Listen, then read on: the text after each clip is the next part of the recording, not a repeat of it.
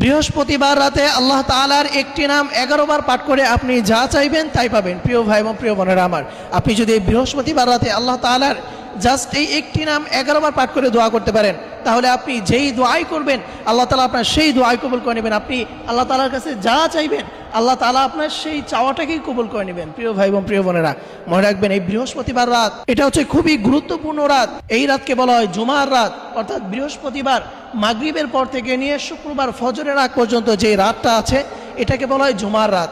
আর এই জুমার রাতের অনেক ফজিলত রয়েছে, হাদিসের ভিতরে রয়েছে 5 রাতের দোয়া আল্লাহ তাআলা কখনো ফিরিয়ে দেয় না। তার মধ্যে 1 নাম্বার হচ্ছে জুমার রাত।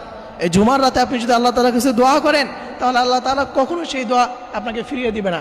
এবং দ্বিতীয় নাম্বার হচ্ছে শবে কদরের রাত, এবং তৃতীয় নাম্বার হচ্ছে ঈদুল ফিতরের রাত, এবং চতুর্থ নাম্বার হচ্ছে ঈদুল আজহার রাত, এবং পঞ্চম নাম্বার হচ্ছে লাইলাতুল কদরের রাত।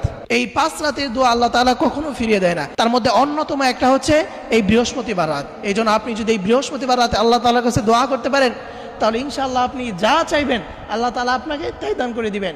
আপনি যেই দোয়াই করবেন আল্লাহ তাআলা আপনার সেই দোয়াটাই কবুল করে নেবেন। আপনি যদি আল্লাহ তাআলার এই নামটি পাঠ করতে পারেন, সেই নামটি হচ্ছে ইয়া আরহামার রাহিমিন, ইয়া আরহামার রাহিমিন।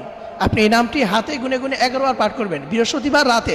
বিশেষ করে আপনারা তাহাজ্জুদের যে সময়, এই সময়টাতে পড়ার চেষ্টা করবেন, কারণ এটা হচ্ছে খুবই গুরুত্বপূর্ণ সময়। এই সময়ে আল্লাহ রাব্বুল আলামিন প্রথম আসমানে এসে বান্দাদেরকে ডাকতে থাকে, আলা মিন মুস্তাগফিরিন ফাস্তাগফিরলা, আলা মিন মুস্তারজিকিন ফারজুকলা।